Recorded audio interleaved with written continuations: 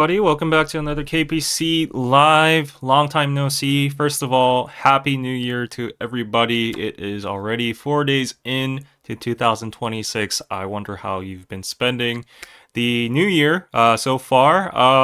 Yeah, it's a lovely weekend. I hope you're getting that nice December, no, actually winter sun.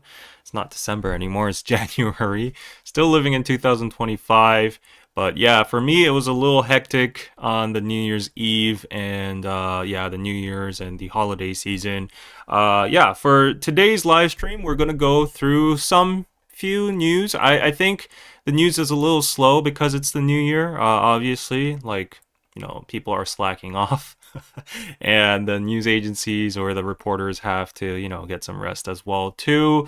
So yeah, we're gonna go through some BTS news, some K-pop news, IVE news, and also a little news about China as usual. Very important news actually, and some other Korean culture stuff. Skim through some of those news and then just chat like the good old days. Like how we've been spending the holiday season. So yeah, before we get in, let me say hi to some of you guys. Hello, Diana. Thank you for the Happy New Year. And Chammer, hello. Yes, and Tisa from Seattle. Okay, Mapo Felix, Happy New Year. Thank you, thank you. Are you an ambassador for Busan, David? Yes, I am. So let me get into that in the second half of this live stream. So better stay tuned. And before we go on, please hit that like button if you can. Yeah, so let's go straight into the news first. Get rid of all these news and get into my personal life and what's been going on and what are my plans and anything. Yeah, so if you have any questions, any personal questions, anything you want to chat about, think of them throughout the first half of the live stream and then just load them down on the chat during the second half. All right? Yeah, and okay, everyone saying Happy New Year in the chat. All right, thank you so much, everybody. Please excuse me that I cannot highlight every single one of yours. Yeah, chat. Okay, so let's go on to the first news, the most exciting news probably, right? Let's see. Okay, let's see. Yep, I know this was happened because it's been a while since I've been using streaming on this PC, but here we go. Okay, there we go. BTS is running again. Not literally like running. Oh, maybe they are. Jungkook likes to run at Han River, but their full comeback group is set for March 20th. Hooray! Alright, and they dropped a brand new website. So there's a countdown to that comeback day, and there's buttons for album and tour info. It's not open yet, but this is very, very exciting. It's probably the most exciting news to start 2026. I know that RM was itching to say something, to hint something, to drop something for ARMY during 2025. He was very frustrated, but now we finally have some tea over here with the logo. And if you go into the site, it's 2026bts.com. You can check it out for yourself. I've checked it out.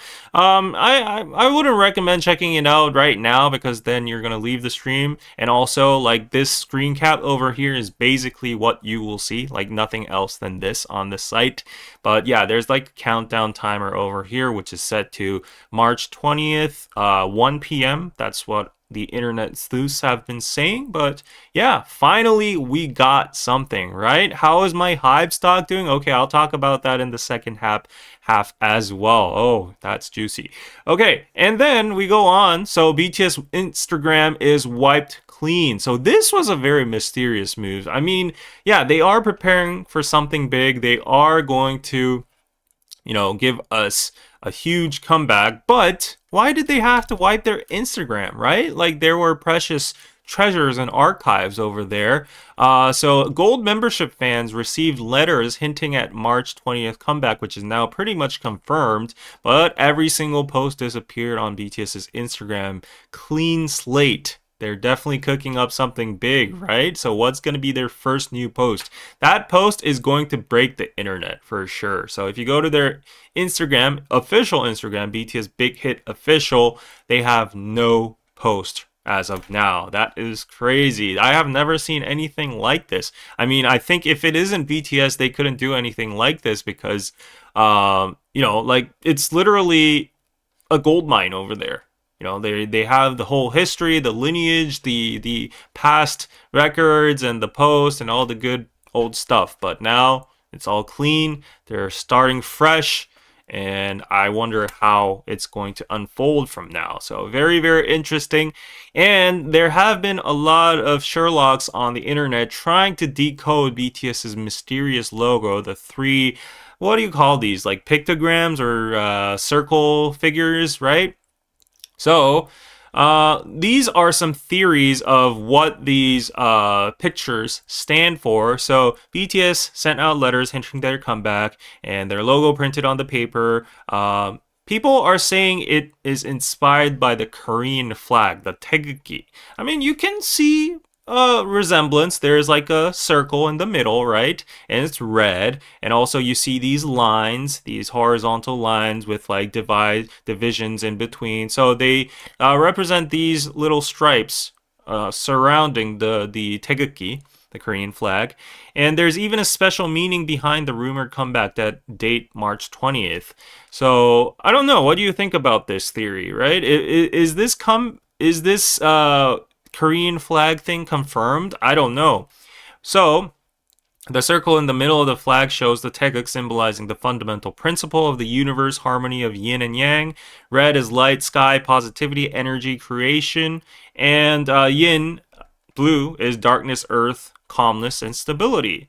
The fact that these two halves intertwine means, although opposite yin and yang coexist, balance each other, and continuously circulate, represents balance, harmony, and natural order of the universe. That's what's all what Korea is all about, right?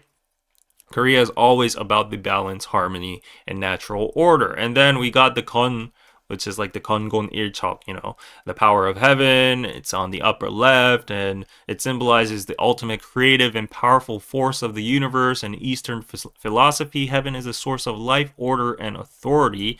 So it isn't just about strength. It's about creation, strength and firmness, leadership and authority, nobility and justice, ultimate yang energy, spring, rebirth, renewal, right on concept, right? And then we go on. Yeah, so you can read. I'm not going to go through all of these, right? They all have different meanings. Wow, our flag is so amazing. Not in a sarcastic tone. I'm just like soulless as a human being myself, but yeah, you can see all these kind of information on this post over here. And March 20th in the Korean seasonal calendar is Chunbun. So I think this has a little bit of meaning. It's the spring equinox and one of the 24 traditional solar terms in Korea. And guess what? March 20th's birth flower is the purple tulip. So they thought out a lot of these in this little pictogram over here. So yeah. On this day and night are nearly equal in length, symbolizing the balance of yin and yang, the moment when spring truly begins, a turning point where life, warmth, and light return, renewal, rebirth, and new beginnings. In short, March 20th symbolizes balance, revival, hope, and the official awakening of spring in Korean seasonal tradition. How thoughtful, right? So I'm very hyped about this. Yes, it's BTS we're talking about. It's going to be iconic. And yeah, so I have seen other theories though on the internet about the circles and stuff. I don't know how credible they are, but if you have any other theories, please put them in the chat. I can't remember what it was. I actually saved it on my Kakao Talk chat. So let me actually try to. Oh yeah. So okay. So this one. Yeah, this one I'll show you over here. I don't know if you can see it, but this is a short. Right? This is a short, and apparently it's, a detective tried to figure out what the circles and the new album meaning is going to be, and if you see this over here, they wrote the letters, right? And then they got the circles, and yeah, one international fan decoded it, saying that it actually means hello. right? So you can see the H over here, right? And then this in Korean, the Korean alphabet, E is E, like the E sound. So H and E at the same time, which is he. And then you go on, you see the two L's, right? Hell, hell. And then obviously at the end, it's going to be O. So hello. And then people might be thinking, oh, you're stretching. Like this is, this is kind of a stretch. But there is a little bit of more evidence saying this might be convincing. In this clip over here, Jin. So before you say, oh, he's just saying hello, listen to this.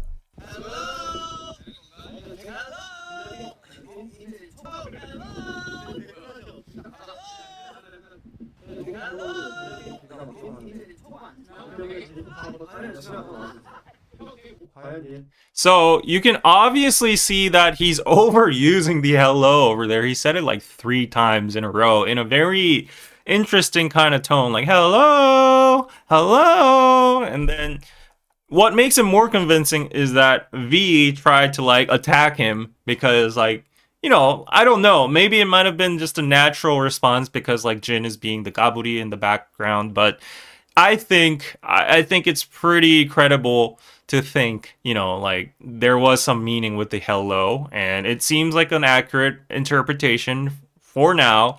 And V was like, oh, don't you dare spoil our concept over there. And Jin is like the oldest of the group, so he's like, oh, I don't know, like I'm gonna do whatever I want. So yeah, Tae's reaction, V's reaction is what gave out the hint, I think, and I think it has a high probability of actually, the album, at least the concept or the title being hello. And it makes perfect sense, right? It's dropping on spring equinox, like the starting of spring, rebirth. They're all back from military and they're starting fresh.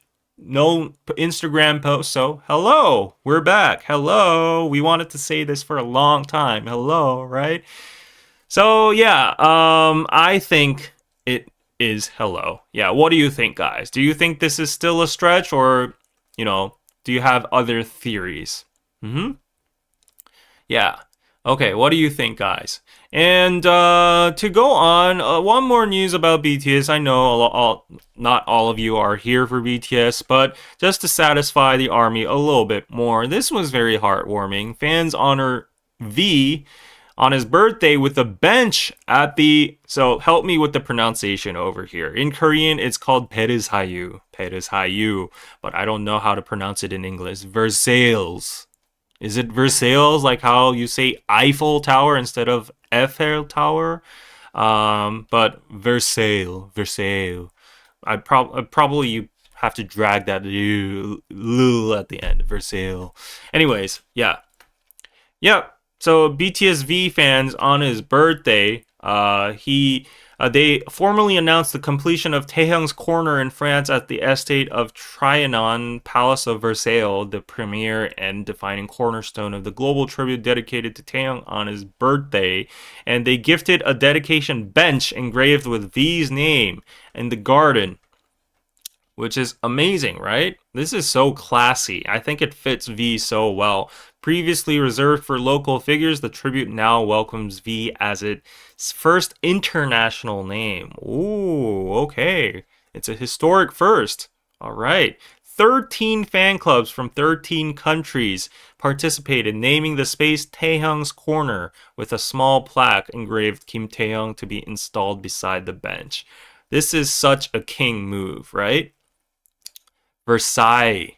Is it Versailles? Okay, Versailles. Well, in Korean, it's Perishayu. So, Versailles. Any French people in the chat? Teach me the original way, not the English way.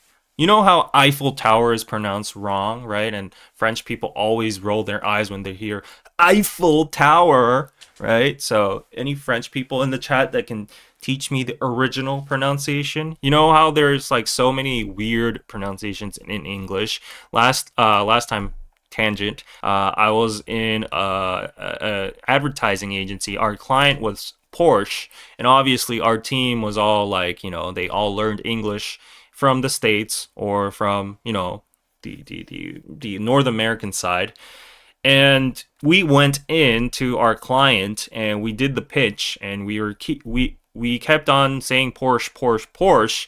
However, at the end, when the client was giving us feedback, there was this one chief of staff or whoever, like chief of the marketing department or whatever. He was from the homeland, Germany, and he said, it's Porsche, not Porsche. Stop saying that Americanized version of Porsche. It's Porsche.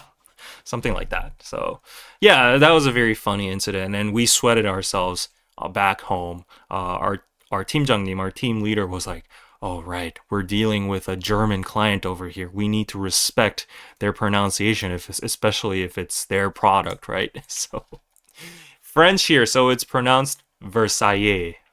Versailles. Okay. Okay. Interesting. Versailles. Yes, it's not Paris, it's Paris. Paris.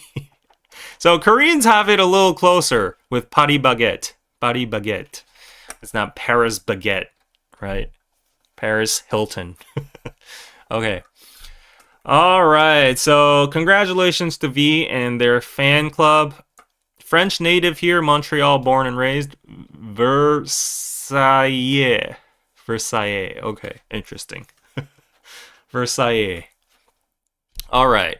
And then there's a funny thing. There's another thing that flew into Korea in the wrong way. No, actually, Korea does it the right way. So I've been living in the States for a long time. And, you know, if there are any Swedish people in the chat, please confirm. So Americans say IKEA, right? IKEA. And apparently in Korea, when it came in, we started pronouncing it IKEA. IKEA. And then, like, the Americans over here were like, why do you say IKEA? And from my knowledge, the Swedish original pronunciation is closer to IKEA than IKEA. So, yeah, that kind of stuff, right? Wow, Europeans in the chat. It's 4:23 a.m. in Norway. Oof. Thank you for tuning in that very early time. Okay, so let's go on to the next K-pop news. Very exciting news. 2026 is going to be loaded because not only do we have BTS, Blackpink already confirmed, but we have another legend coming back. The EXO era is coming back. Yes. Their comeback is coming just before their 14th anniversary. They've dropped brand new concept photos, and seriously, how are they still stunning after all these years, right? Oh, look at these sleek photos. So EXO has kind of downsized throughout the years. I don't know. I don't really remember all the historic facts, but, you know, these are the remaining members. We see, I can't really distinguish them from this photo. This is Chanyeol over here. This is Dio. I think this is Kai. This is probably Seun. Who's this? Is it Baekhyun? Is this Baekhyun? Who's the last one? Yeah. All right. So EXO is coming back, right? So January 19th can't come soon enough. So we'll be seeing EXO in January 19th, which is in 2 weeks. We'll be seeing BTS in March. I don't know when Blackpink's going to come out, but people are speculating that it's going to be, you know, very similar to the BTS comeback. So, yeah, without CBX, it doesn't feel the same. So, is CBX the one that went out? Xiumin, Chen, and Baekhyun? So, Baekhyun's not in there? So, who are these two? I forgot. It's Lay? Oh, okay. It's the Lay's Chinese, right? Mm-hmm. All right, so CBX is officially departed from the EXO full group now? Ooh, okay. Interesting. Right.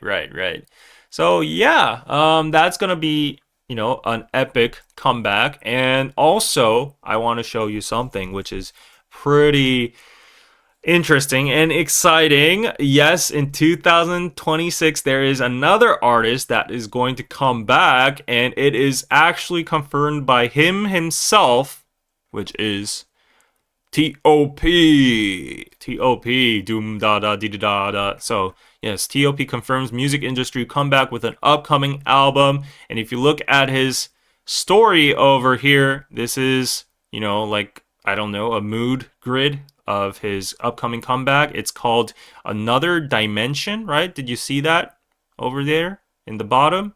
It says TOP TOP Another Dimension, right? And this is what he dropped as a teaser video. TOP Spot 다중 관점. That means multi-dimension, another dimension. Yeah. So that's gonna be his I don't know, single or album or whatever it is, but Thanos is back. Yes. Thanos is back. Look at him over here. He's very happy to be Thanos over here. He was very enthusiastic about the Squid Game comeback. I think he timed his comeback pretty well. Not that he needed to in the first place. I think what he did, in regards to the marijuana incident is pretty light in my point of view.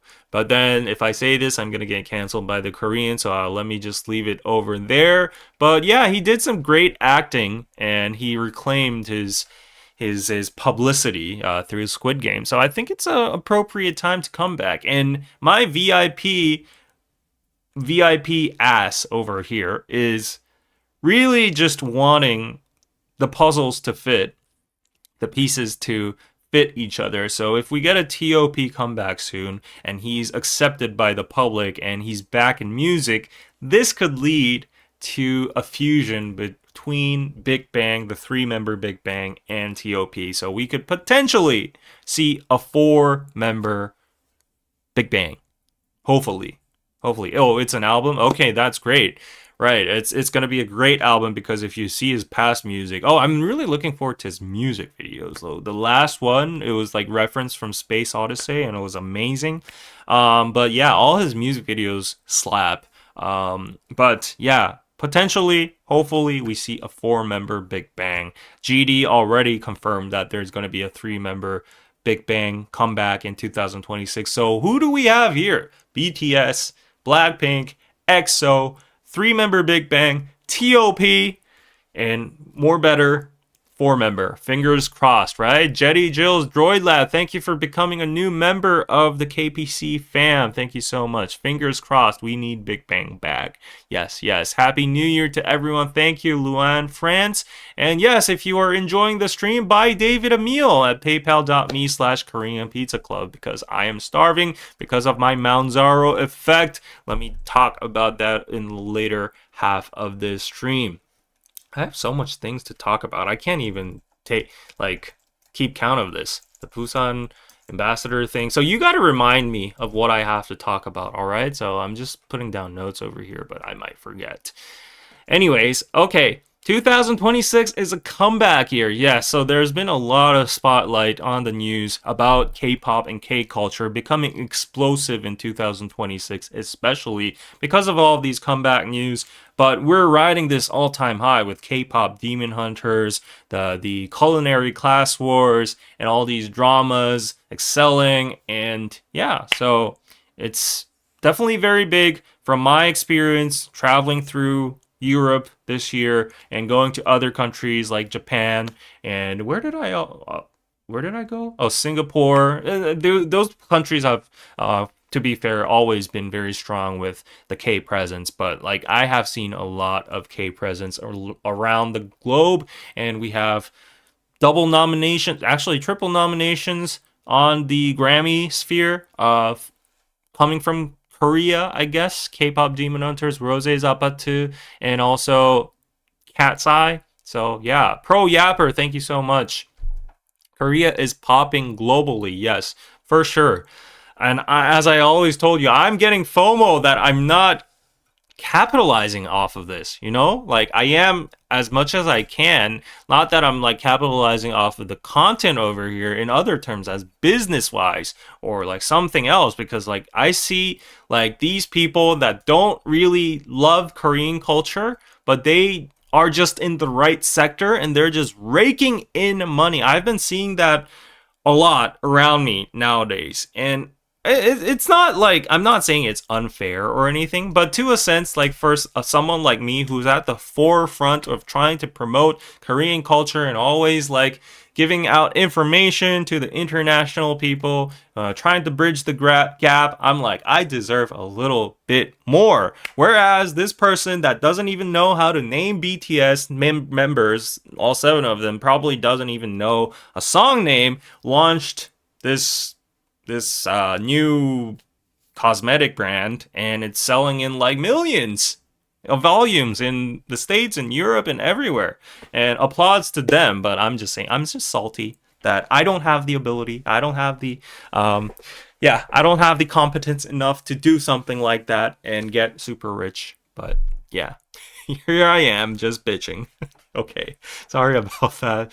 Not gonna be in my loser mentality of 2026. Like, kudos to them. They saw an opportunity, they hopped on into it. Honestly, though, like, the success stories I've been seeing is like, they're always like, oh, I was just like very interested in cosmetics. This was what I studied, and I just launched my brand. And you know what? K culture is huge right now. I didn't even know Korean culture is so huge. Like, it's so crazy seeing the amount of volume that we're selling overseas. Like, I really thank BTS and like Blackpink and everybody, and they don't know the slightest thing about K culture overseas. And I'm like, ugh, okay, yeah.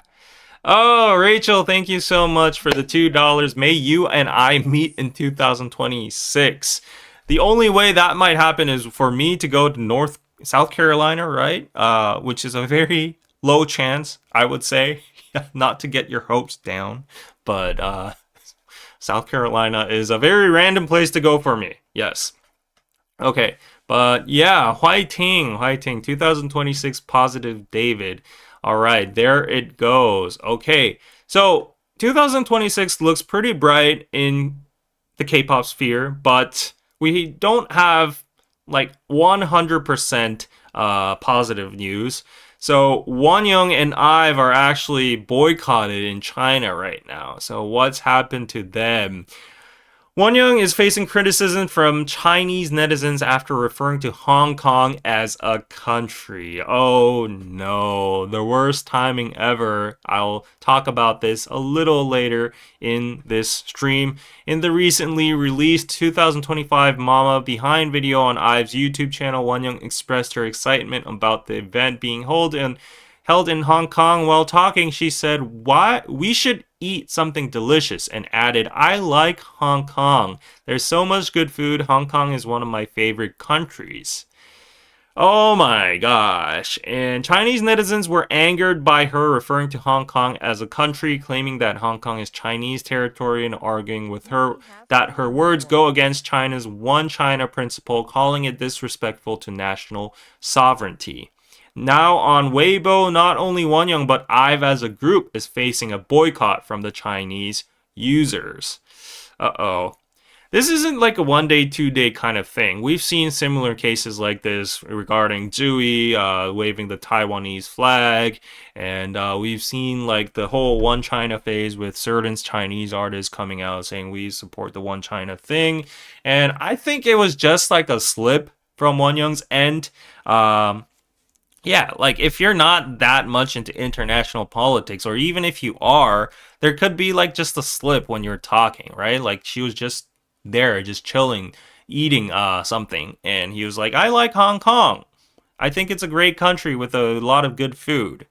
You know, like a lot of people still think of Hong Kong as a country itself because, like, you know, it was like that for a long time, and now it's all back. It's returned to China, so it's technically part of China, and it is China. So yeah, it's a city of China. That's a fact now.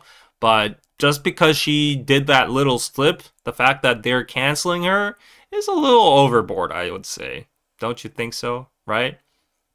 All she has to do is put out an apology, and this will go away in a few weeks. Yeah, I don't even think she has to put out an apology, but she might have to because of the political climate right now, which I'm going to explain in a few bit. Meet me halfway in New York. Rachel, okay. Will I go to New York again this year? I would love to. Honestly, I would love to. New York treated me really good last year. Yeah, I was in New York. See, like I was in a lot of places. The reason I left out New York was because I was only there for 3.5 days, which is crazy if you think about it. You know, I rarely get to go to the States, and I was only there for 3.5 days because of radio. No shade on radio, but it was my first live broadcast on radio. And in Korean culture, like, if someone casted you as a regular guest on a radio show and you don't show up on your first ever live broadcast, then you got a problem. So I had to be polite, I have to be professional, and I had to fly back because of the radio schedule. Later did I know that our host said, like, oh, you should have definitely told us and we could have done a pre-recorded version. But still, in my standards, I think I did the right call in showing up, and I got some high credit from the team, the producer, and the host. They were very, they respected my gesture, right? So, okay. Just a little bit of overkill to get canceled for that. Like, relax, it's probably a slip, right? I know, right? Cancel culture at its finest. Okay.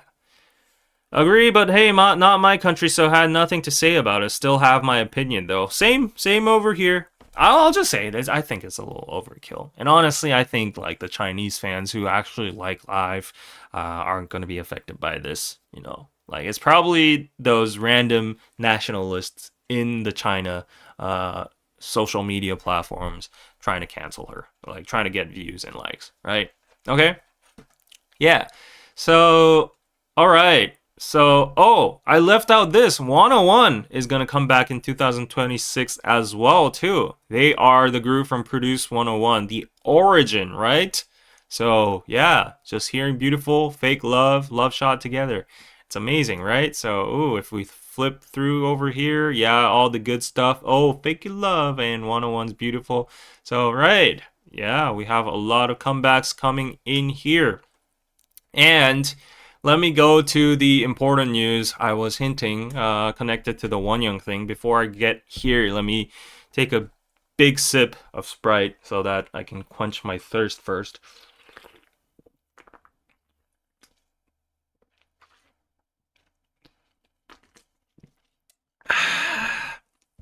Okay, so yes, Ryan says Chinese nationalism is not to be messed with. So yes, I am going to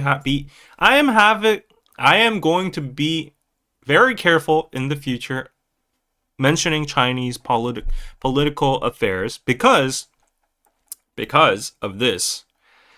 Lee, meaning our president, Lee Jae-myung, says South Korea will continue to respect one China policy. Officially, he has stated this officially in one of his speeches recently, and he is currently, as of now, January 4th, probably flying to or has landed in China.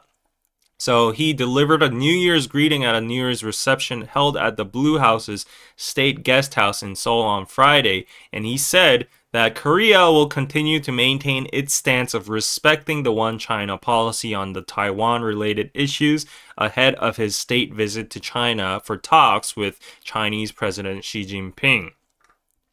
So yeah, since 1992 remain valid and continue to serve as the core guidelines for bilateral relations.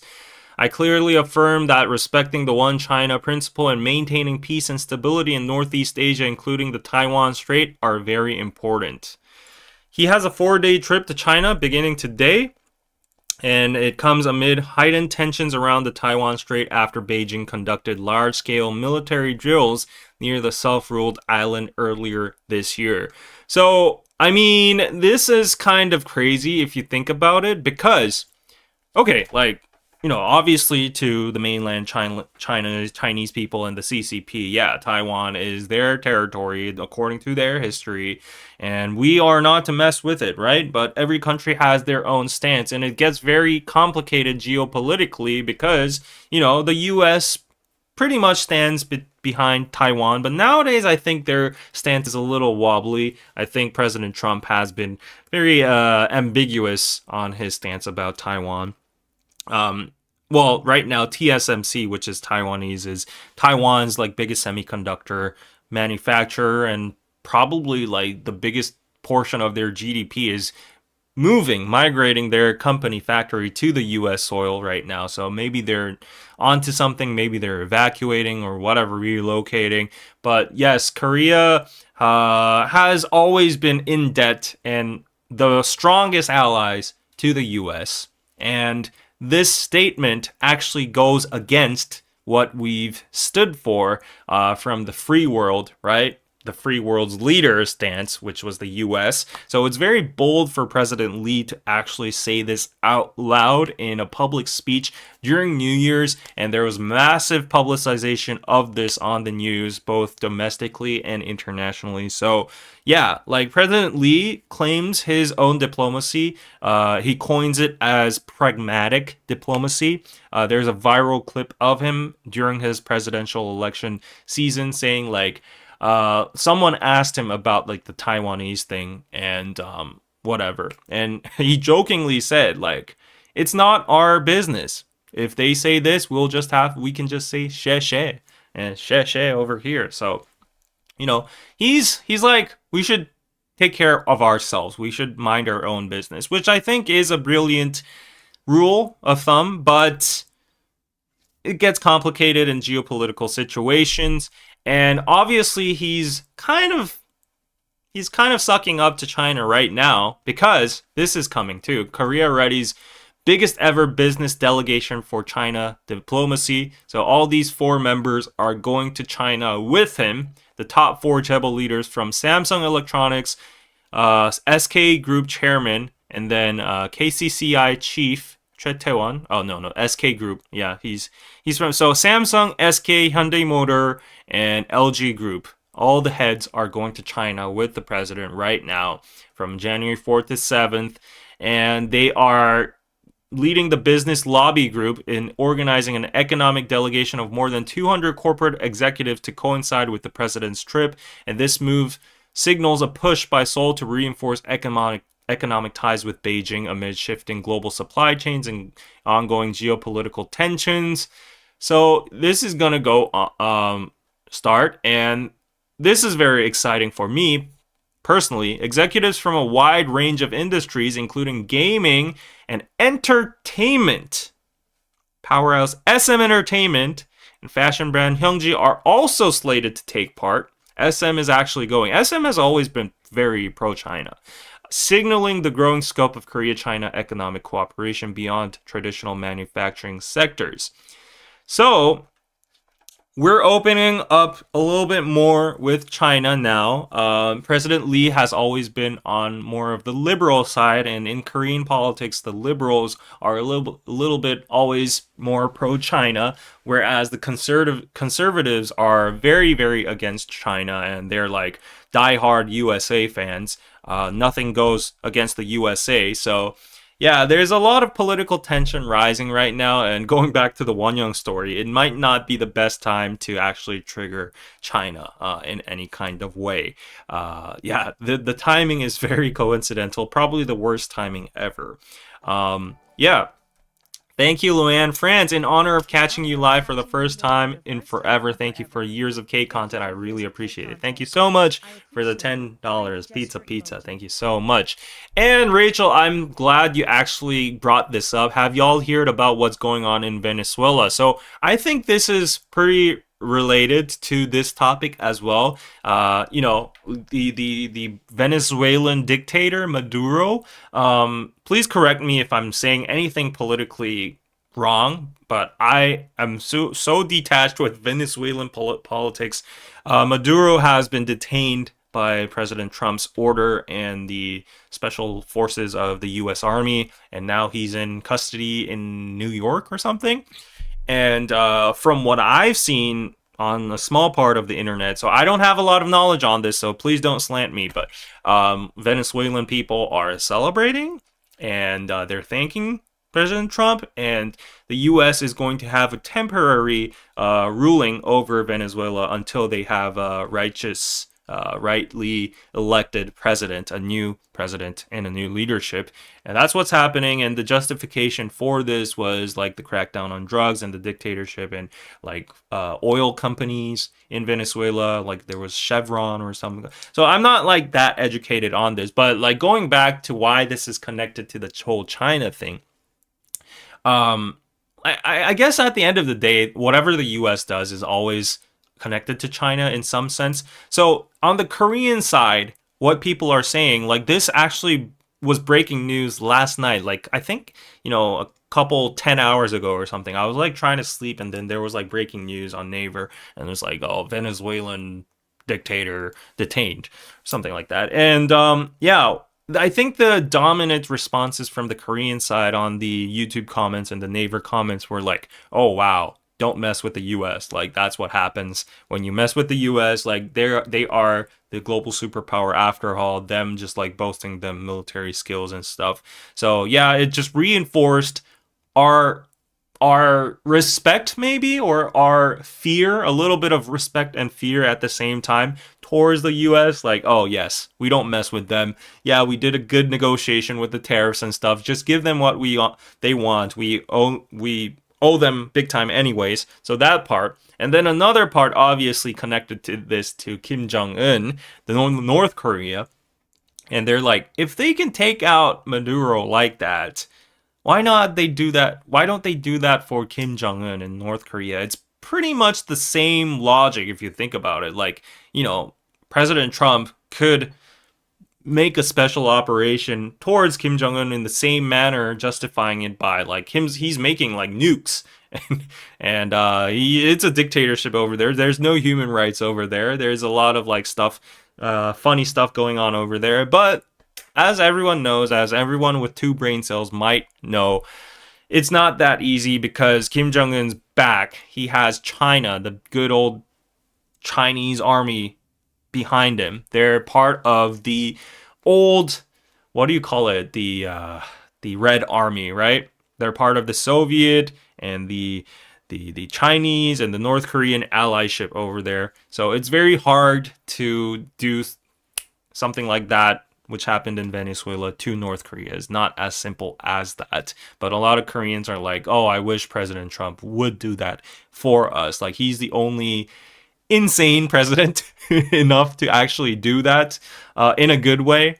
And yeah, like, that's a lot of Korean people's like hopes as well too, but it's very realistically challenging, and I don't think it's going to ever happen, because that would be the trigger to a World War III for sure. For sure. Like, China would not overlook that. Yeah. And Russia wouldn't do that as well. Like, the whole freaking Korea ban, the K culture ban in China, which they are denying that they actually have presence of in their policies, started because the US made like this military radar defense system in Korea, in Korean soil, in Korean military bases, called the THAAD. And China's logic was, you're too close with your radars. You're spying on us. This is like territorial spying, and like, it's a threat to us. Like, why do you have your missile defense system in our radius? Like, it can hit Beijing as well too. Something like that. And that's when all relations between Korea and China began cold. And we don't have any K-pop concerts ever since. It's been like a decade now. And now the gates are trying to open with President Lee, with his pragmatic diplomacy. And he's like, we shouldn't care about their domestic affairs. We should just look out for ourselves. We go to China, give them what they want. We open the gates. We open K-pop. We have good relations with China and also the US. We get money from both sides. Korea becomes rich. That's his policy. But like, people with ideologies or people with political spectrums, some people strongly disagree with his stance. But anyways, it's all related like this, right? So yeah. Exactly. Yes, he could liberate North Korea, but what he did to Venezuela is about stealing their oil, not their freedom. You guys must have to go to the UN to free us soon. Yeah, I've been seeing those kind of narratives as well too, about the oil and stuff. Yeah, I've been seeing posts about like there have been I forgot the country, but there have been South American parliament members, and they've been protesting something to the Trump administration, and they couldn't do that. So in exchange, they captured Maduro to satisfy them, and also like move the oil companies or whatever. But yeah, let's not get into that. I'm not into US politics, okay? President Lee is learning well from Singapore. Well, I think Singapore is in a very unique situation because geographically it's not close, not that close to, like, it's not like in the middle, stuck in the middle of Japan and China and Russia. And also it's a finance city, like that's the whole, like, the country's the motto, and it's what do you call, backbone. So yeah, a lot of finance is mixed over there, and that's why a lot of people say like Singapore is one of the safest countries in the world if there's a World War III, because there's so much U.S. and Chinese capital just intertwined in that country itself that nobody can touch it. It's kind of like Switzerland, the Switzerland of Asia, right? Yeah. But okay.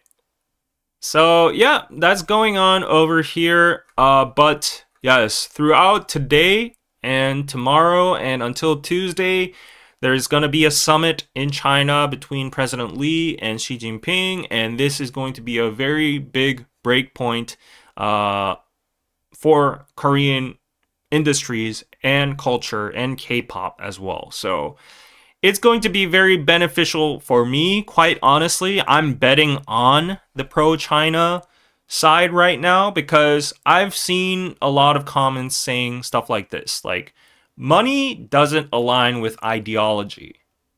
Like, it doesn't matter which side you're on of the spectrum. It's like, where the money flows is where you need to be to earn your money.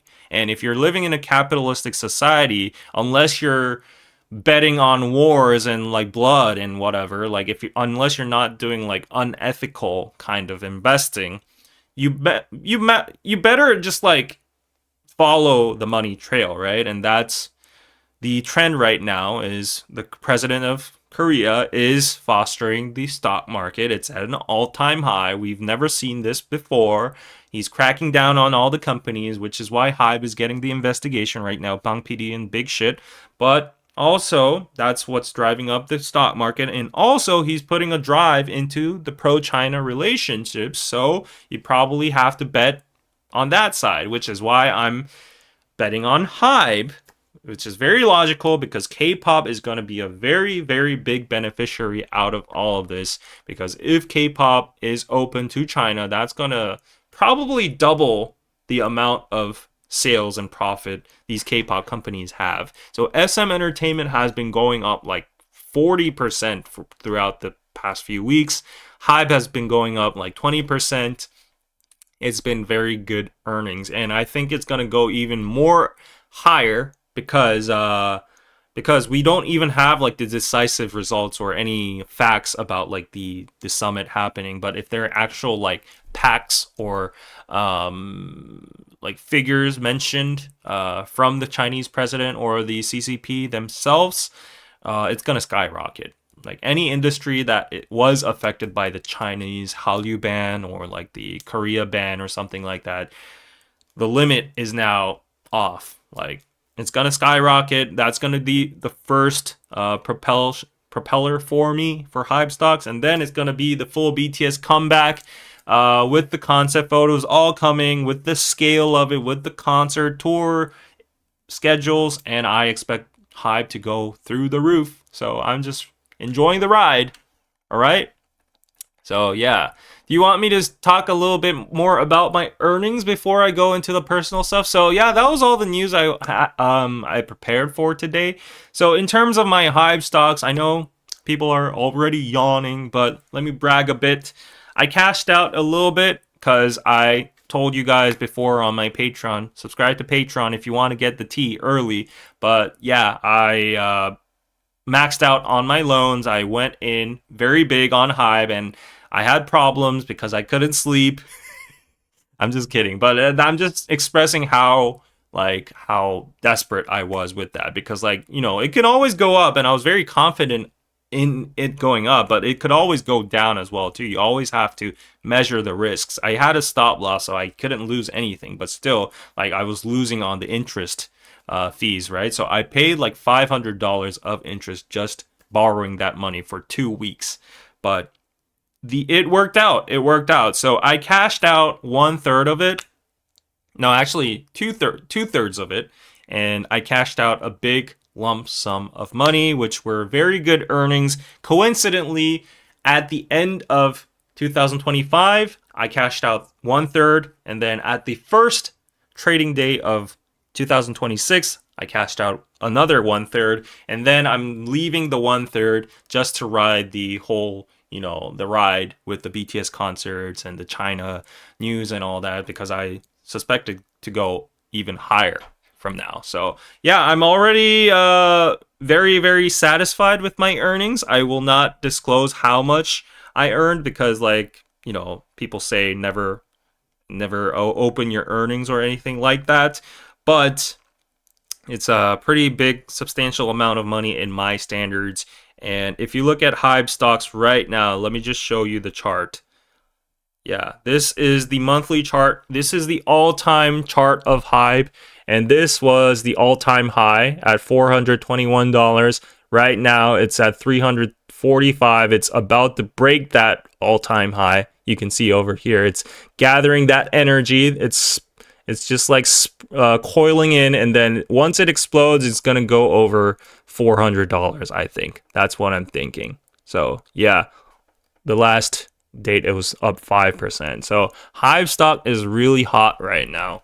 So yeah, I'm very, very satisfied. I might not be a rich man. I'm a rich man, but I'm a very happy man. But like, look at SM Entertainment.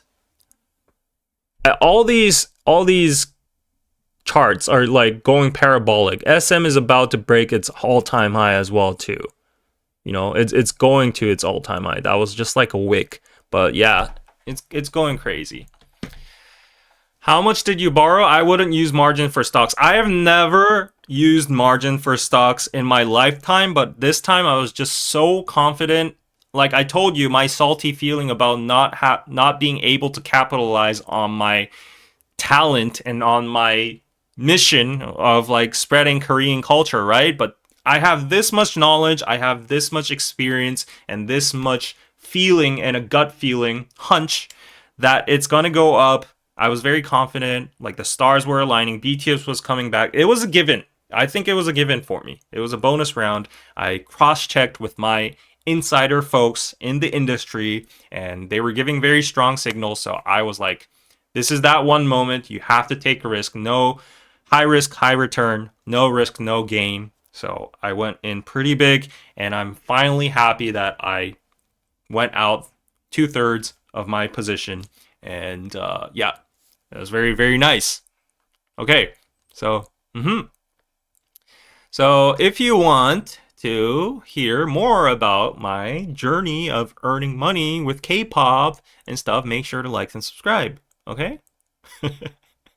Right. And more than 15K USD? Oh, yes, for sure. For sure. Uh-huh. All right. So good for you, David. Thank you so much. Hopefully back to Korea, provided my job situation is stable. Yeah, hopefully a lot of people, a lot of you in the chat can visit Korea in 2026, because I feel like it's going to be a good year. And I feel like the tourism industry and the agency is going to be booming. They're going to be spraying a lot of coupons and money and discounts and a lot of events for foreigners, because like our tourist number was at our all-time high last year as well too. And from the Busan mayor, I heard it exceeded 3.5 million tourists last year. So that's a record high. Yeah.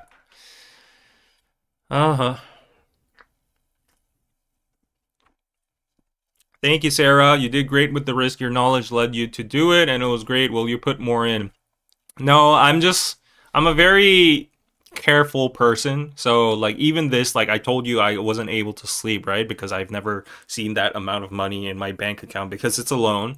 But like after this, I'm like, yeah, I pledged to myself, this was a lucky strike, and I'm not gonna fall for like the demons whispers. You know what they say in casinos?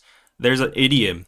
If you go for the first time in a casino and win, like there's a thing called beginner's luck, right? So usually people who just stroll into casinos. They're just in Las Vegas or another country at Singapore's Marina Bay Sands, and they just stroll through into a casino, and they just put in a coin, and they do the slot machine, and they hit jackpot, or like, I don't know, like $100 or $1,000. They're like, oh shit, I'm super lucky.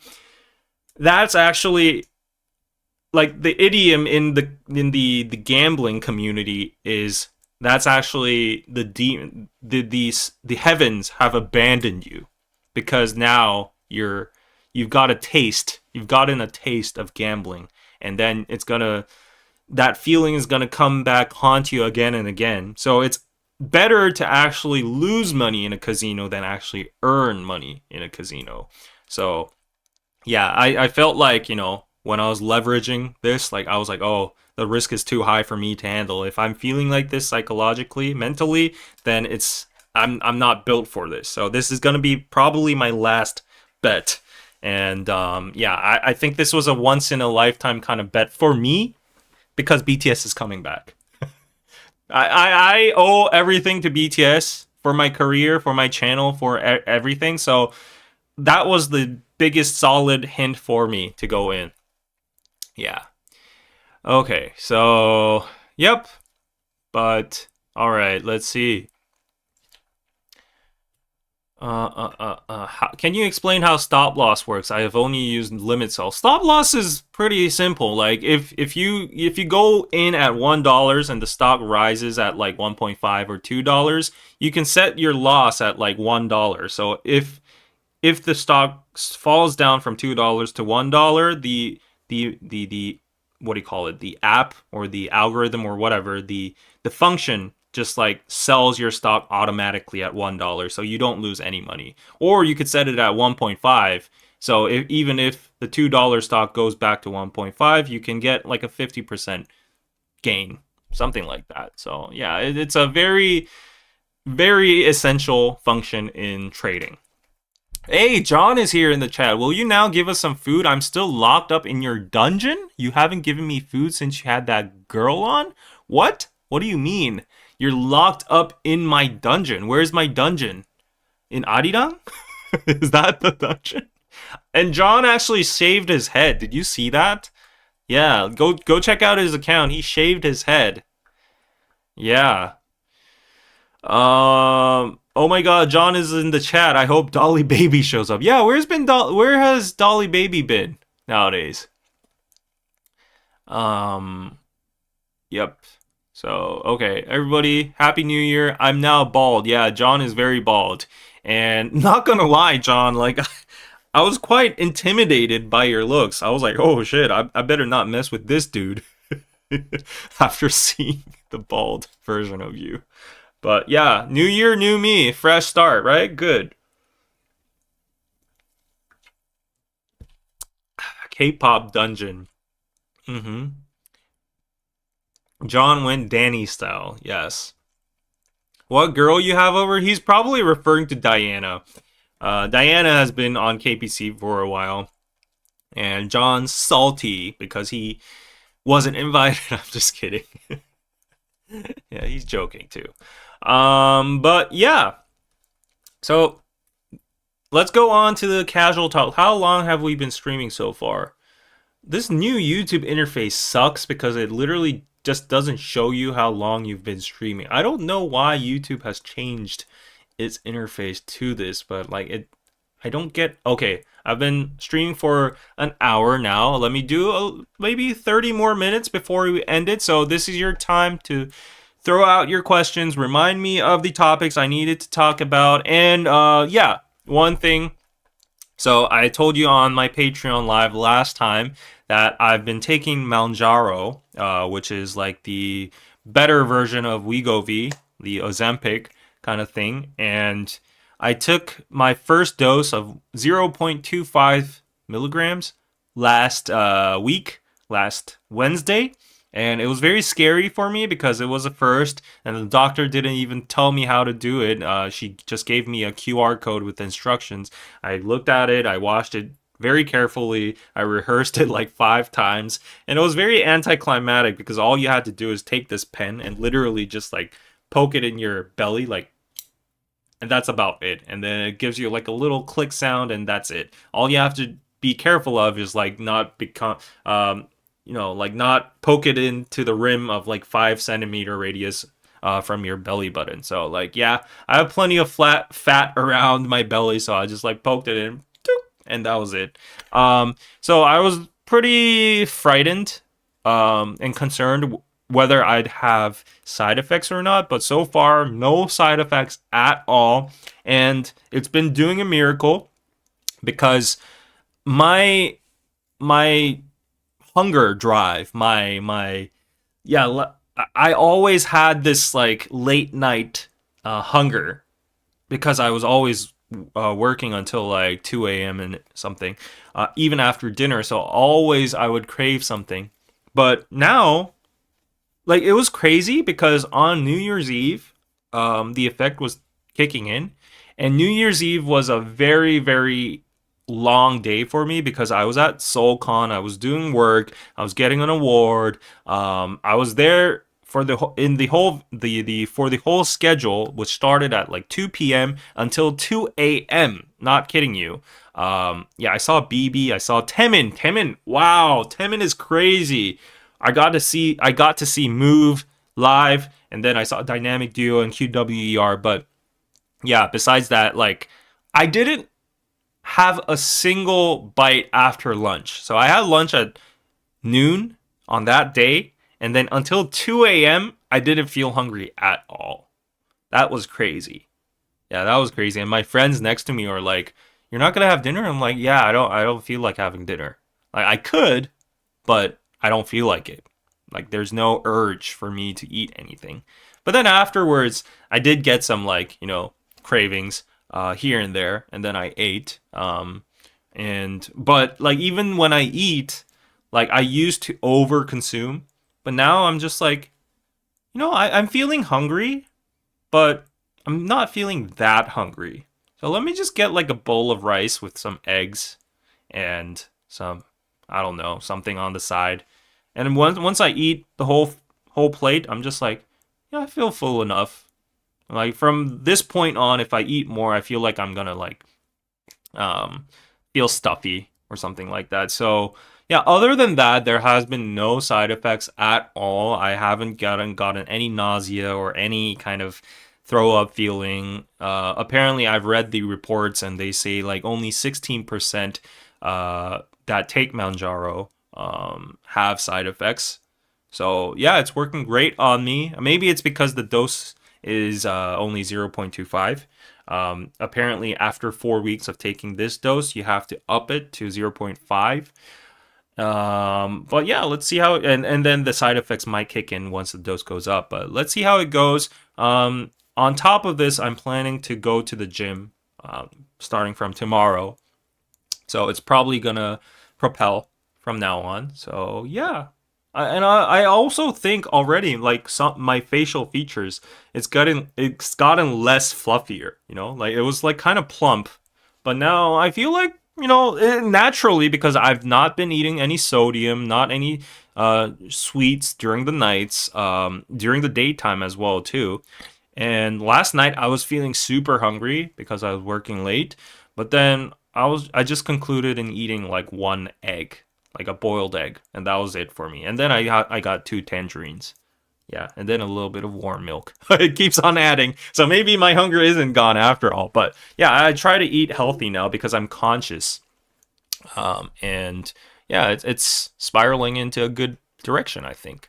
So hopefully in a month, I might have lost a lot of fat. That's my biggest goal. So yeah. How much weight are you trying to lose? I'm not trying to like lose a specific amount of kilos per se, but it's more like trying to get back into the healthy diet, trying to restrain my hunger cravings and just unnecessary munching on snacks and late night snacks, and get a habit going with exercise. So once I see the results for myself and I see a better appearance for myself in the mirror, I won't want to lose that psychologically, right? So that's my goal. I don't have like a specific goal of let's lose 10 kilograms or anything. It would be great if I could lose 10 kilos because in my own observation, I was best looking when I think when I was at 70 kilograms. Right now I'm at 88. So that is pretty much a very, very big difference. 18 kilos on. Grad school kind of ruined me, and then late night work with my freelance job in the US kind of ruined me. So getting my sleep schedule right, getting my diet, getting my exercise going, and a little bit of self-esteem boost. Yeah, that's gonna be the reward. And hopefully, a lot of people experience yo-yo and rebounds after they stop taking the medication. But hopefully, I will have the willpower enough to withhold my habits and patterns even after quitting. Yeah. Um, and while you talk about weight, there's an ad below your video for weight loss medication. Really? Yeah, make sure to exercise and get enough protein. Yes, that's what the doctor said to me. She was like, yeah, you'll lose muscle if you don't exercise because you won't eat enough. So always do weight and exercise and get a lot of protein. So yes, I am trying to consciously get a lot of protein. So last night I was like, oh, what should I get? And I was swiveling through my delivery app again, and I was like, oh, this is all unhealthy. It's all carbs. It's all sodium. What's something that's gonna give me like a full feeling, but not unhealthy, but also has protein? And I was like, a boiled egg should do, and maybe a little bit of fiber and vitamin C with tangerines. So that was good. Yeah. I'm on the same boat as you. Hopefully, we can fulfill our goals, right? If you start weights, you really will look like an idol by the end of the year. I hope so. I hope so, right? Um, yeah. So good for you. Hopefully, it is more help than harmful. Yep. Don't eat too much. You'll get stuck in the bathroom. Yeah, I'm not intending to do that. Seeing Temin to do move live. Yikes! How did you survive? It was crazy. Wow, it was like it was the highlight of the show. I was there honestly for BB and QWER, meaning being a male, but Temin just hypnotized me. BB was pretty good too. Like, oh wow, she was sexy. But yeah, I'm not gonna lie, Temin was on a different level. Let me try to find a clip. This is crazy. Yeah, this is like the little. This is a little less dramatic part, but I'm sure I have other footages over here. But yeah, it was really, really nice to see him live. It was crazy. He's a crazy good performer. He's a crazy good performer. It's crazy. And then we have good old BB over here twerking. All right. All right. Okay. Queen BB. Yes. But that was really good. Delete your delivery apps. Maybe I should do that, right? Oh, did I get a PayPal? All right. Wow. Oh my gosh, Kelly, thank you so much for the generous amount over here. I've missed joining live so much. Get something good to eat tonight. Yes, I will get something good. Not as in like good, but actually good. Like maybe a poke bowl or a very healthy thing. Or maybe I heard meat. Just meat itself is good too, as long as you don't have like too much salt or butter on it. Like if it's just raw, like cooked meat, I heard it's actually good too. So that's maybe a solution for my hunger waves, I guess. Like to buy some beef and maybe have a little bit of salt and pepper on it on top and have it for dinner with some broccoli or avocado. What do you call them? Like the long things that come with the steak. What was that? Forgot. But yeah, I saw BB at Waterbomb. Oh my gosh. All right. Yeah, chicken breast is good for protein for sure. Yes. Legend. Yep. Okay, so oh yeah, onto the Busan ambassador thing. I got a lot of congrats from you guys on Instagram, but if you've been following me on Daily David Kim or Just David Asparagus, yes, Just David 92, you've seen me at Busan in Busan at the year end visiting my family, and I was just chilling there with my grandma, my mom, my dad. We all went out, had like a good dinner together. This was before Mounjaro. I saved it for after all my like year end gatherings with my friends, family, and like drinking occasions. I had some good Hanu in Busan as well too. I went on a yacht tour. It was all just curated by the Busan city government. And I was invited there to become an honorary ambassador for Busan City. And I was so delighted. Honestly, though, being an honorary ambassador isn't that much of a big deal, to be very honest.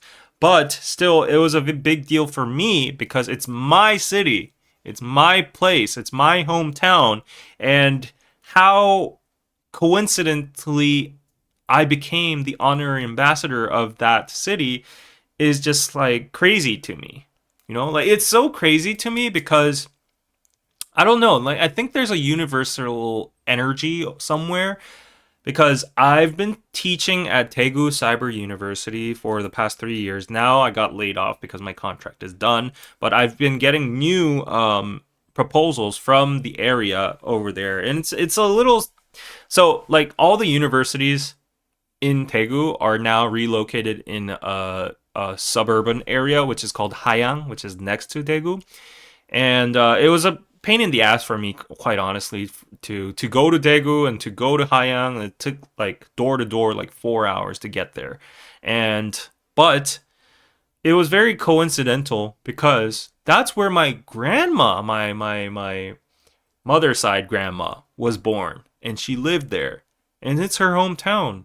What are the chances that your grandson, gets a teaching job in that region? And my dad was like, "Yeah, this is God's work." And then now we're at Busan, and what are the chances I become the honorary ambassador for that, being a content creator and meeting the mayor and getting all those awards and getting all that good stuff? So yeah, that was amazing. That was so goody. My city, my city. Yeah, that day I uploaded on my Instagram story, like reels of like my trip to Busan and stuff, but also with the BGM my city, because it's Jungkook and Jimin city as well too. So just to show you a little pictures over here, this is me with the mayor getting the award and the ambassadorship. That's the mayor of Busan right now. His name is Park Hyung-jun. This is a really cool, what do you call it? A plaque. What do you call it? Yeah, something. It's 3D. It's really cool. Like the technology they have. The carving of my face over there is 3D. If you look at it in from a different direction, you'll see it's like my nose is protruded and all. But I was so happy. I was filming this in the seafront, and yeah, we had some very good meat. This is a very nice place called Daedo Sikdang in Busan. Very good Hanu over there. I went on a yacht tour. Look at this. I'll show you the yacht. This is crazy. Like look at that. Look at that. Wow, isn't that great? Isn't that great? Yeah. So I went on a yacht tour. Um wow. First time being on a yacht with all these kind of good stuff. The finger food. I had a great time. We had like a jazz performance going on. So it was a great time in Busan for sure. Mhm. And of course I had to get my picture with Busan is good. Busan is good, right? And apparently this place we visited is the filming place for 부잣집 아들. What's that drama's name in English? I I I, I can't remember, but it's a very famous filming place for the drama Song Joong-ki appeared in. Yeah. So it was very nice. It's my first time being on a yacht, even living in Busan for like 2 decades. Yeah, probably 2 decades, right? And yeah, we went to eat onyang bulgogi with my family over here. It was really, really good. I rarely eat bulgogi because I don't like seasoned meat, but this is one place I go to. It's a very famous place in Busan, so you should definitely visit. It's a place called onyang bulgogi, and I went with my family together. Look at all the side dishes and the doenjang and the food and the view. View is amazing too. You can see the bridge. Yeah, that's a random person. Sorry for filming you, but yeah, it's really nice. But I had a great time in Busan. And yeah, then I had to come back to Seoul because duty called me. And this is my little chumsoon in the bag at the in the KTX. Yeah, she's so nice. And then we went to like the SeoulCon EDM party. I met so many like hot people and influencers and all that, like DJs and performances, blah blah blah blah. If you want to see all these behind the scenes, follow me on Daily David Kim. We saw like a light show going on in DDP. So I had to film all of this for a video. And yeah, the finale was the Happy New Year. Look at this. Whoa, look at this. We had a Soul Light celebration on the DDP media facade board, and it was going like crazy. Fireworks. So it was a very fun time. They played like Apatu, Golden, Crooked, all that. Pang Myung-soo was DJing there afterwards. Oh, look at this. People so happy. People so happy. They're dancing. This is in front of Dongdaemun Plaza. People were so happy. Yeah, I was dancing too. I rarely dance, but it was super super fun. Yeah. And yeah. So it was very fun, and then we went on to proceed to watch BB and everyone. So okay. David, did you take before photos? Yes, I did that. Yes, I'm going to make a video. As a content creator, of course I had to. I love bulgogi. Do you? I I I have my thoughts on it. Like it's good bulgogi is actually good, but just normal bulgogi, I don't like it because I don't like having sweet sauce on my meat. Yeah. Meat should be eaten as it is, as is. Yeah. Um, yeah, so David is a yacht boy. Yes, I was. Thank you, K-Stosh. Ambassador for doing what? Being a streamer. Yeah, society is cooked. I know, right? Yeah, it's crazy. Um, yeah, let me just leave you there because you seem very, very vocal.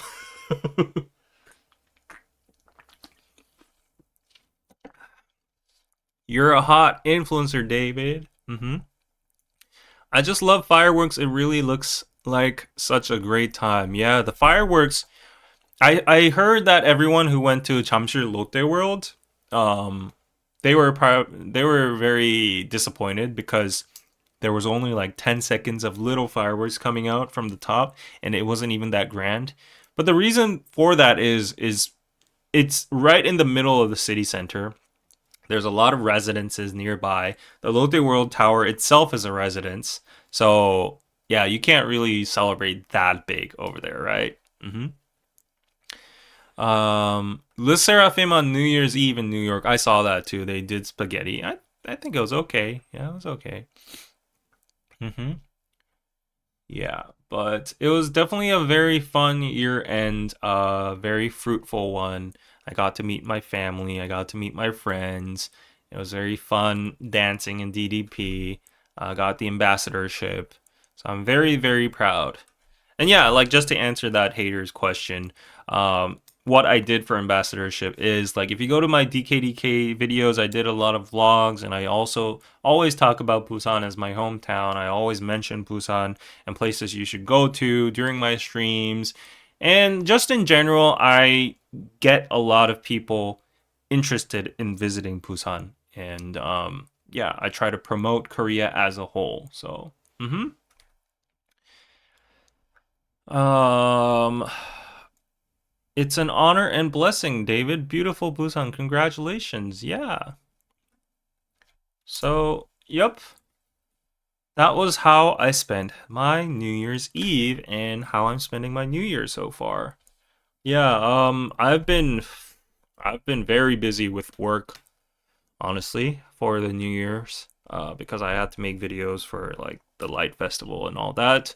But yeah, I'm clearing one by one, and now I'm very, very motivated for next week and the year to come because I have a lot of goals this year. hmm So you might have already seen it on my community post, but the lives are staying put. Don't worry, like the weekly live streams are going to be at this time, every week. So I don't think I can sacrifice this because I really love talking to you guys and the community we have, the little, talks we have are just very precious, and I think it's very good for me to interact with you guys to get like your thoughts and what you're thinking about. But on the side, I will be starting my deep dives or little mid-form essays again on my channel. You remember those about like the low birth rates or like don't live in Seoul because of the apartment prices or what to get late at night 24/7 options in Seoul, stuff like that. You remember those videos? So I'll be starting them again. The next one coming is a very random topic, but you'll see why I chose that once I actually get it out. It's about self-defense laws in Korea. So yeah, I'm going to be putting out a video about that next week, and there's going to be more to come about like current issues in Korea, explaining stuff about Korea. A little reference from videos like Asian Boss and also like maybe Rada Mango, those kind of style-esque videos coming soon. So yeah, hopefully those videos will create and provide some value to you guys, get a lot of views as well to get sponsorships, grow my channel, grow credibility, and that. And another side goal, obviously you've noticed, is focusing on short form a little bit because like, as a content creator, the paradigm has shifted to short form, and that's where the money's at. So I'm just like enjoying the ride. I'm discovering, exploring stuff, trying out new content over there. So that's going to be another goal. But in general, my biggest goal ever, I've written it down. I'm actually like embodying it right now. This is my content plan. I can't show you, but like, if you want to zoom in, you can see, but I've written it down in the chalkboard. But yeah, so in one word, my biggest goal for 2026 is systemizing. So I've done a lot of consultation with a lot of people that care for me, that have been in the industry for a long time, that are successful CEOs, and ChatGPT and Gemini and my parents and myself throughout the end of 2025. And I realized that the thing I really need to work on at this phase of life, at this age, in this point of my career, is not only being an entertaining and value creating creator, but also a system maker. So I'm going to be focusing on that. I'm going to gather all the assets I have, DKDK, KPC, my freelance jobs, my Arirang radio and TV appearances, my aspirations of making like an agency and stuff like that, and make a system that works for me. I'm going to take risks. I've gotten some good gainings from the HYBE trade, so probably going to reinvest that into my business. Maybe hire someone. No, actually hire someone.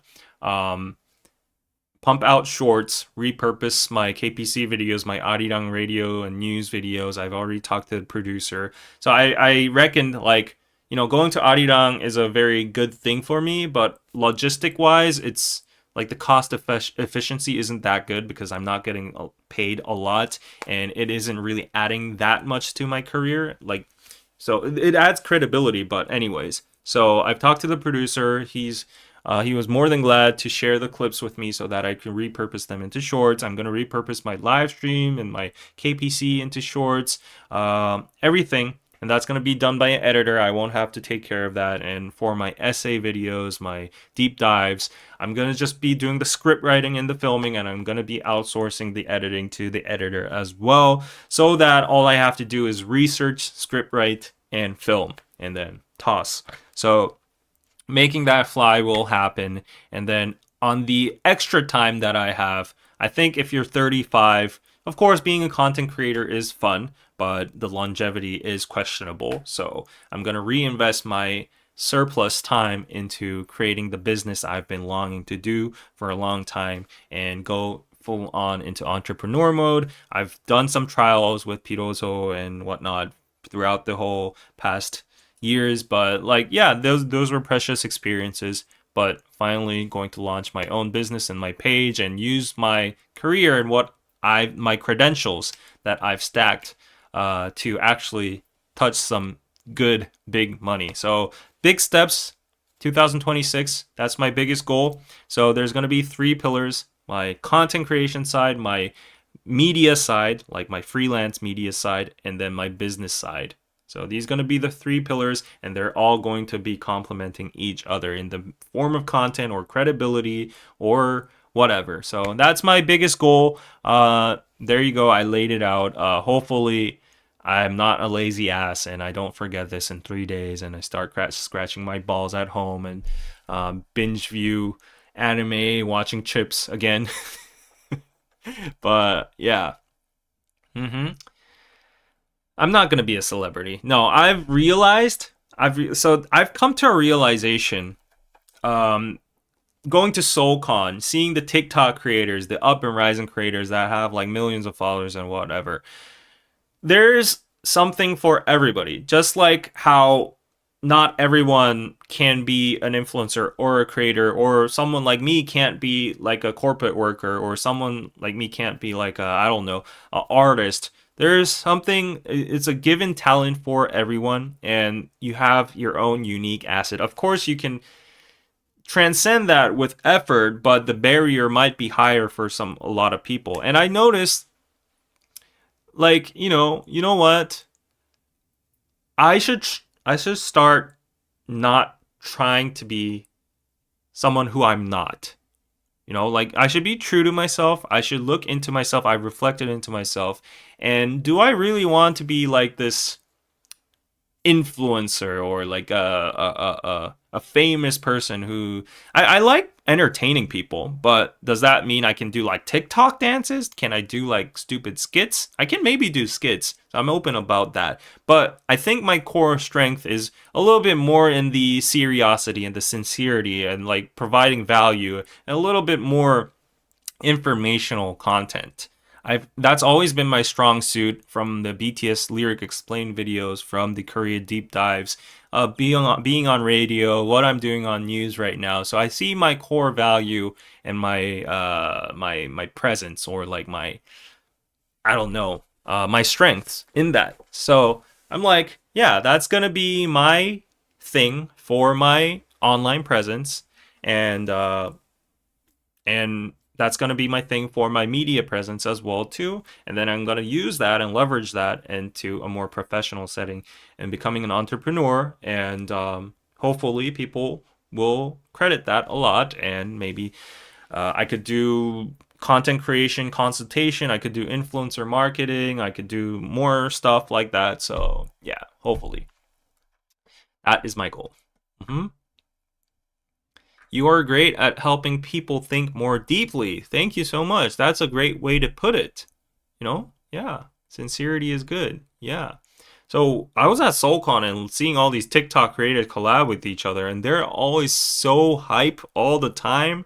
And as an introvert, I was like, how do these people even do that? There's like thousands of people around you, and they bring like ring lights this flashy, and they're in the middle center of the whole hall, and they're like dancing and like doing skits together. And I'm like, okay, I could do that if I broke that wall, but do I necessarily want to break that wall? Is that actually me? I don't know. Yeah. And also so this is a little bit of a, ick part, but in our society, there is an expectation for age, right? And I'm 35 right now, so there is something appropriate for your age bracket. And I think age is just a number. You can extend that and it's very fluctuable. I can probably do whatever 20 like people in their 20s are doing right now. But is that something I'm comfortable with? I'm not conforming to the social pressure of what you should be acting at like 35. But should I should I be acting like a 20-year-old even if I don't feel like that? And not gonna lie, the influencer and the content creator scene is very 20 centric. It's very like, you know, it's very young people demographic centric, at least for the K-pop scene, right? Or the Korean influencer scene. There are there are higher like age demographic specific content. You could be like in beauty, you could be like in tech or reviews or whatever, but that's not my strong suit, right? So keeping my core identity as like a Korean culture, Korean person kind of thing. I think, doing deep dives into societal issues, I kind of enjoy that. I enjoy talking about politics. I enjoy talking about controversies, issues, whatever ideas happening in our society. So I'm going to keep on doing that, right? So that's my conclusion. Yes, just keep us on the journey. Thank you so much for your support. All the best in your new endeavors. Yes, optimize your workflow before diversifying, David. Exactly. That's what I'm trying to do. So I'm trying to repurpose everything for each other so that all these pillars are not a waste of my time. I think that was a brilliant thought. Like going to radio is going to be a benefit for me because I'm going to be able to get extra content out of it. And then at the same time, I'm investing in staying in the radio scene so that I can maybe pursue another media personality jump over there as maybe a host or maybe a reporter, a more high paying job, a more sustainable job. That's also there. And then also I'm getting credit because I'm a regular guest on the news and radio show, and it could trickle down to my agency business as people are going to be like, oh, you're on like a trusted news source, like they'll be more trustful towards my business. So I think it complements each side. Made sense to me. So yeah. Lynn, thank you so much for the $10. Happy New Year and a successful 2026. Thank you so much. Yes, but don't get disappointed. I'll keep on making goofy content, fun content on Instagram Shorts. I like doing that once in a while too. I like doing collabs with other people. I like joking around. The inner child is still inside me. So yeah, everyone has a little duality inside them. So yeah, I'm gonna just do everything, but more in a systemized way, more in a refined way that I'm not wasting my time, so I can repurpose my time and effort. Yeah. Yeah, stick to the news. You do that well, and your age isn't such a big deal doing that. Exactly. That's what I'm gonna be doing. Yep.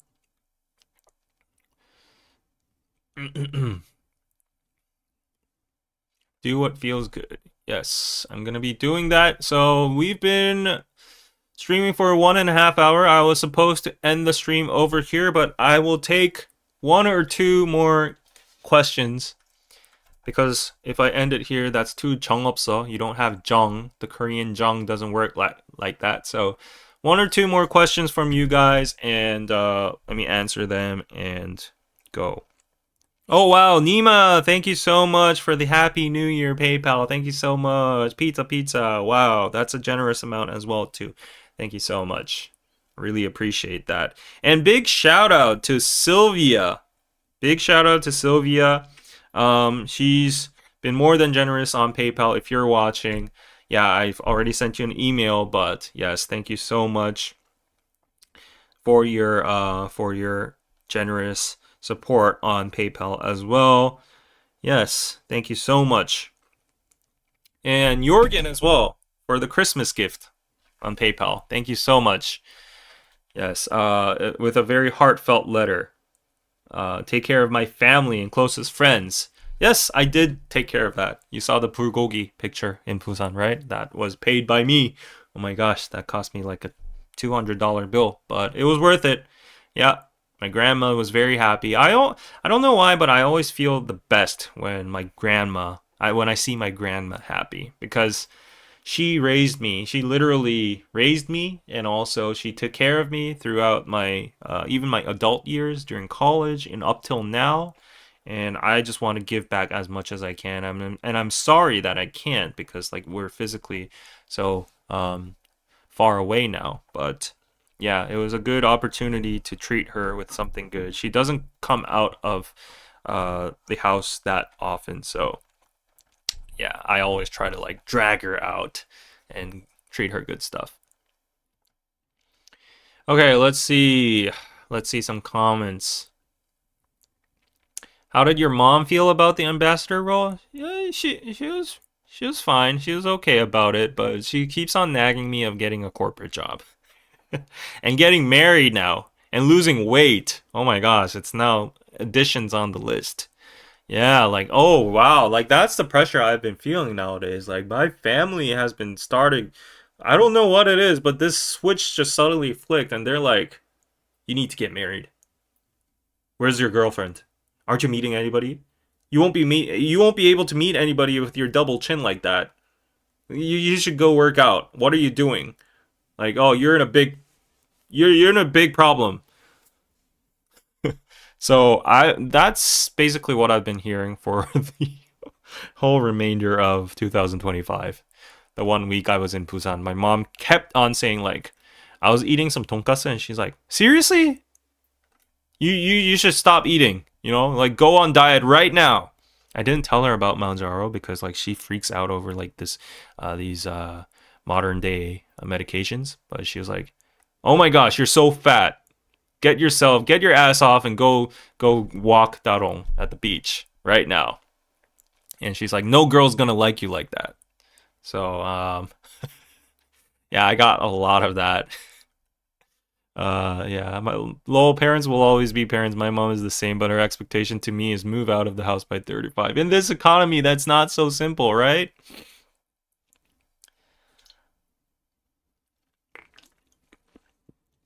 Yeah, but she was happy about the Busan thing.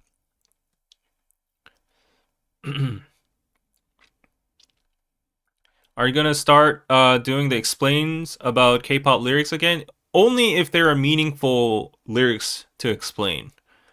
Yeah, there has to be something to explain. For the past few songs, there wasn't that much to explain.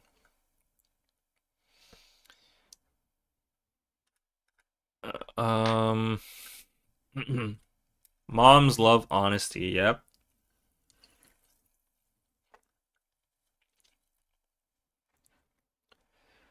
You will find the right girl when you least expect her, and she will love you the way you are. Actually, nowadays I've been getting a lot of sogeting suggestions from people around me.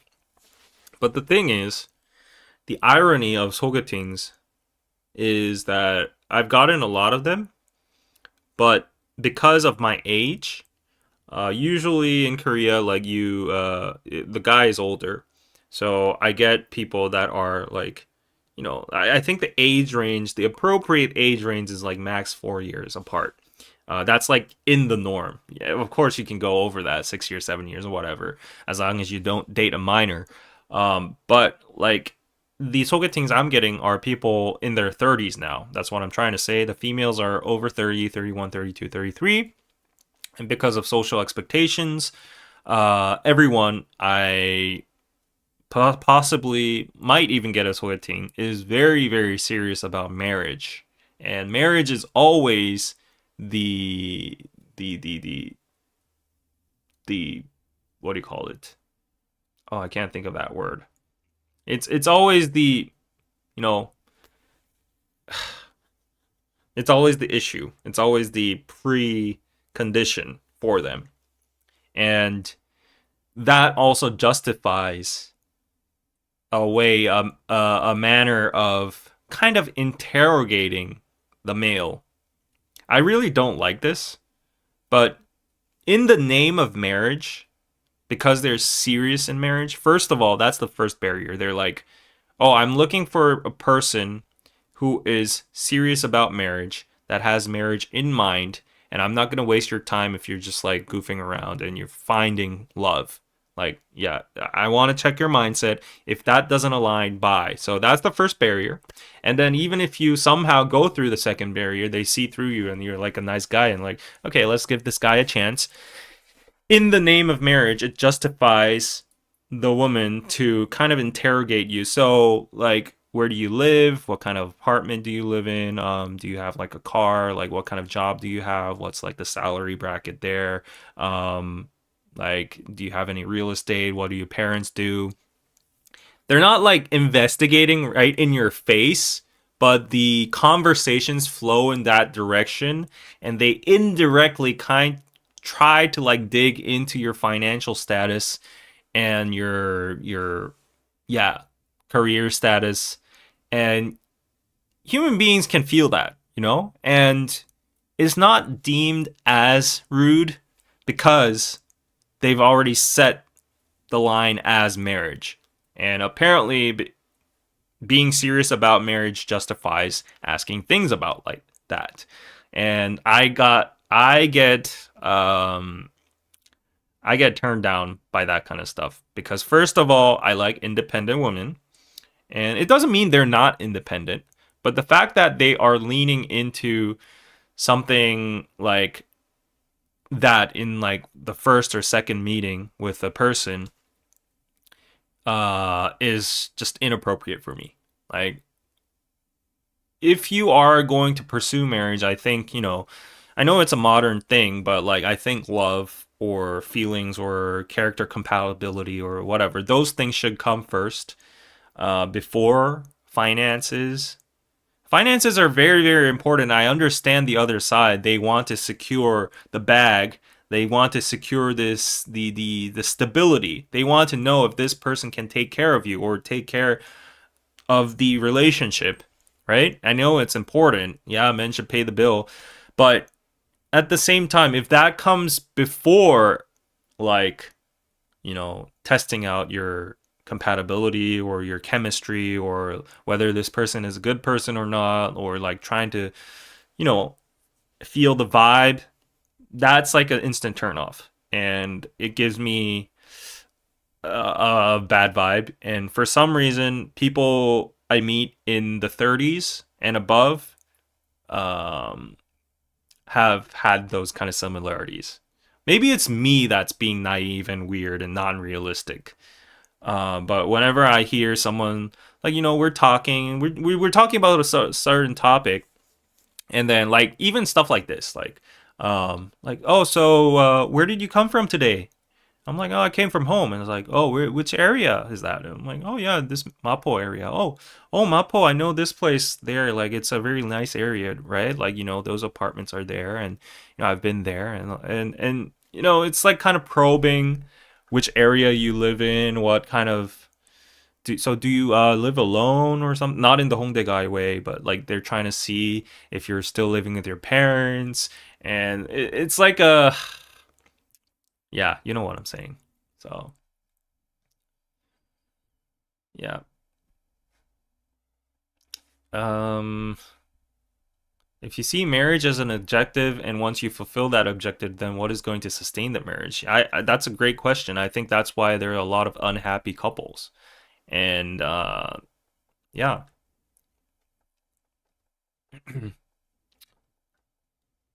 Yep.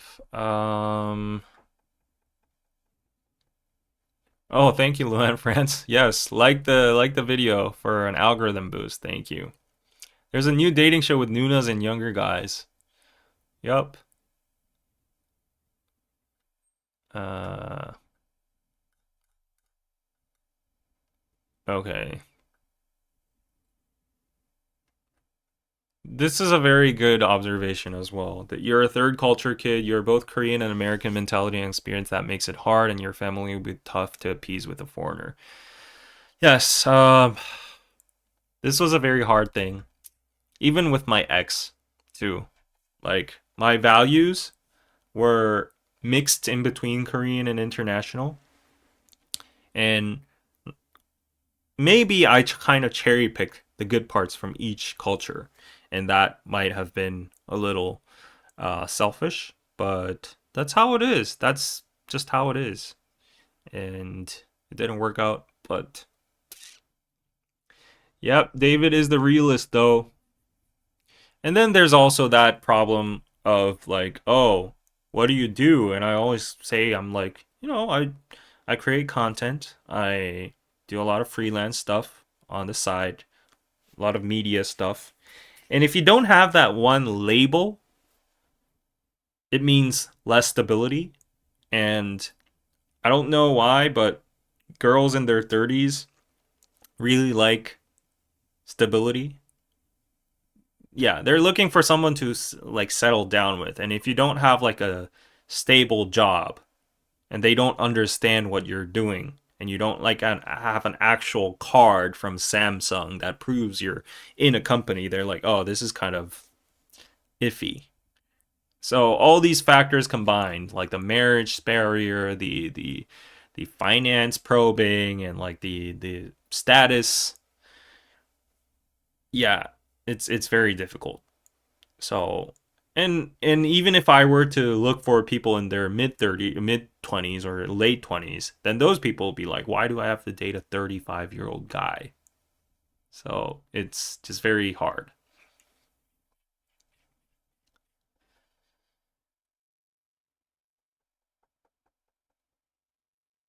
There is a real issue in most advanced countries with dating. Men are just not interested in dating and relationships anymore. Yeah, I think I'm kind of burnt out because I've never really had like a romantic encounter. It's all about like conditions and weighing stuff.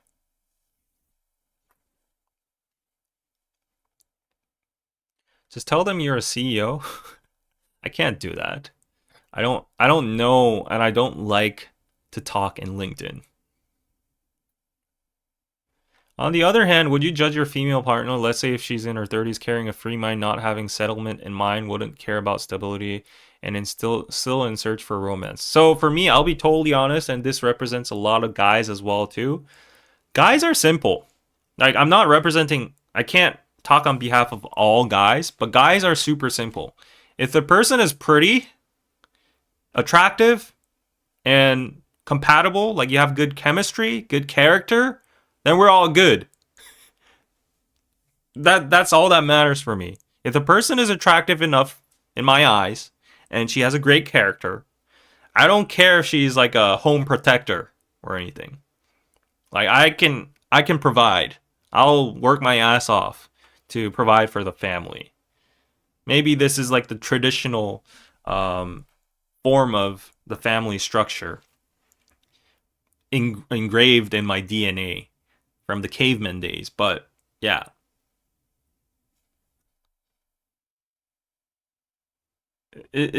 men are just very simple. We stay like this until I think it represents a great amount of a portion of men.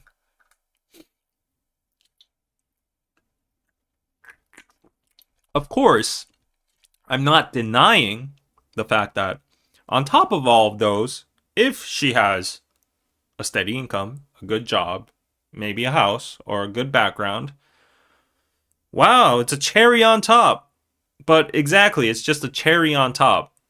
If she herself is the cake or the sorbet, what do you call it? Then it's fine. Men today want women to work and do all the housework. No, I want the woman to work too. Not do the housework all by herself, but it would be preferable if she works. I'm not lying with that. Because if you have a double income, then that's going to be, uh, it's gonna get some weight off my shoulders a little bit. So I prefer if she were to work, and I always get attracted to people who are also ambitious about their work as well. That's a big trait that I like. But even if it's not that, I'm just saying in extreme measures because of that question. Yeah, I'd be fine if she's just like super attractive and super compatible with me. Yep.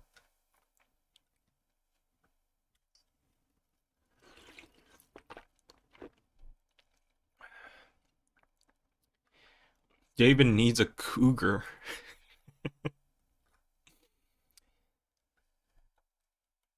All right. Oh, Rosa, thank you so much for the 25. Thank you so much. Did you send the message?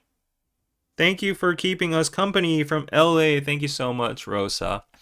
All right, guys. Okay, I answered 2 questions. So it was fun to open up 2026 with you guys. Wow, 2026. That really just doesn't stick in my mouth. 2026, 2025, 2026. I think it's harder to pronounce 2026 than 2025.